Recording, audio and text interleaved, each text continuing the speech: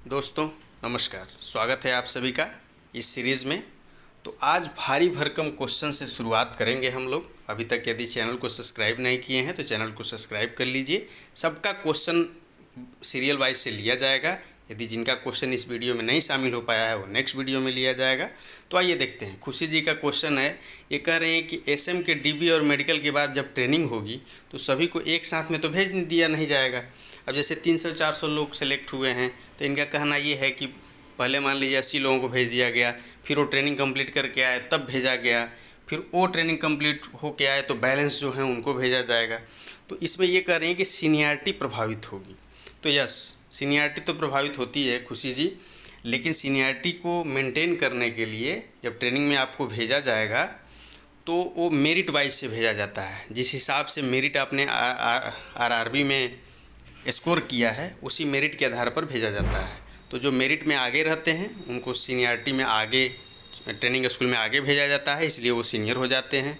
पहली चीज़ तो seniority merit से ही बन गई, मेरिट से भेजा गया आपको।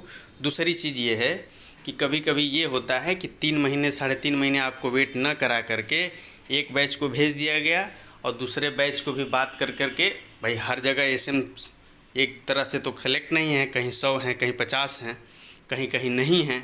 तो जहाँ कम हैं या वहाँ इंफ्रास्ट्रक्चर ट्रेनिंग स्कूल की ज़्यादा है तो वहाँ बात कर करके शिफ्ट किया जा सकता है दूसरे ट्रेनिंग स्कूल में भी। तो ये तो है, आपका कहना जायज़ है कि सीनियरिटी होती है, वो जिस हिसाब से आप ट्रेनिंग पास करके आएंगे उस हिसाब से सीनियरिटी बनती है आपकी। ओके, नेक्स्ट देखते हैं।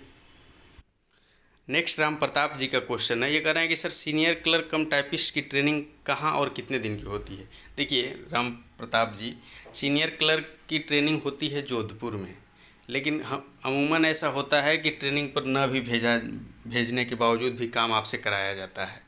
तो कोई वो नहीं है ट्रेनिंग को लेकर के सीनियर क्लर्क और जूनियर क्लर्क में ट्रेनिंग के लिए भेजें ही भेजें, ऐसा कोई सही नहीं है। अभी जस्ट हाल के दिनों में 10-15 दिन हुआ डिपार्टमेंटल से एक सेलेक्ट हुए हैं क्लर्क में, सीनियर क्लर्क में, तो उनको नहीं भेजा गया, उनको डायरेक्ट ऑफिस दे दिया गया, लर्निंग लीजिए और आप वर्क करिए। तो बस वही है। आइए नेक्स्ट देखते हैं।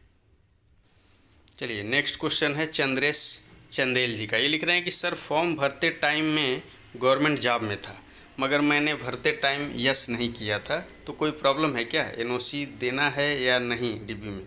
देखिए, यदि एनओसी मिल जाए तो दे दीजिए, एनओसी मिल जाए तो दे दीजिए, हम तो यही कहेंगे। क्योंकि ऐसा इसलिए है क्योंकि जब अभी तो आप ज्वाइन कर लेंगे, कोई दिक्कत नहीं, आपने दिखाया नहीं है, लेकिन जब आपका ट्रेनिंग से आ जाएंगे, जब एनपीएस आपका बनना चालू होगा, एनपीएस यदि आपका क्रिएट होगा पहले से, एनपीएस में कंट्रीब्यूशन हो रहा होगा उस जॉब से, अब फिर जब वो एनपीएस के लिए रजिस्ट्रेशन यहाँ से करेगा रेलवे से, तो क्या होगा, वो मैच कर जाएगा, तो फिर वो एग्जिस्टिंग बताएगा कि ये अकाउंट एग्जिस्ट कर रहा है, फिर सारी चीज़ें खुल जाती हैं।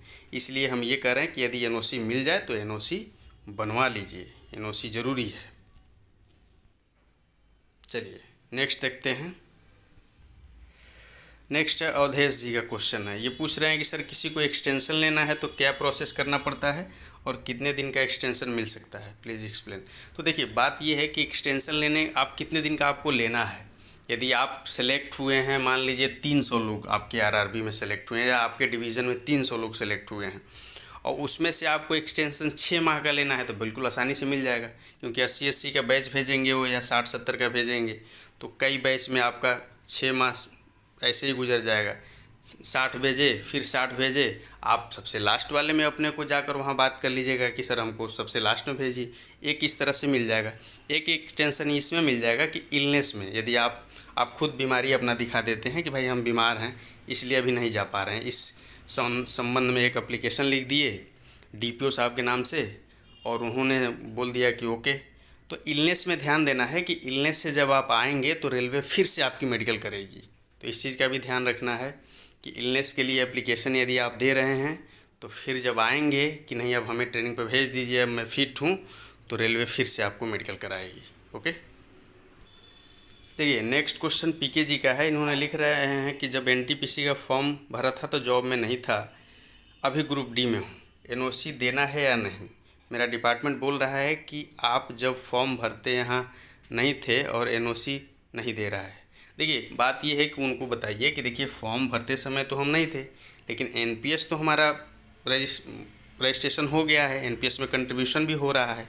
यदि एनपीएस में कंट्रीब्यूशन नहीं हो रहा है कोई बात नहीं, आपने फॉर्म में भी यस नहीं किया हुआ है, लेकिन यदि कंट्रीब्यूशन हो रहा है तो आपका मामला वहाँ फंसेगा, फिर रेल से रेल का मामला है। तो आप भरसक प्रयास करिए कि आपको एनओसी मिल जाए। यदि आपके जस्ट सीनियर सबऑर्डिनेट नहीं सुन रहे हैं तो उससे ऊपर जाइए, और कोई नहीं सुन रहा है और ऊपर जाइए, क्योंकि रेल से रेल का मामला है, कोई आपको दिक्कत नहीं है, एनओसी आपको मिलनी चाहिए। आप हायर लेवल में भी जा रहे हैं तो एनओसी के लिए प्रयास करते रहिए।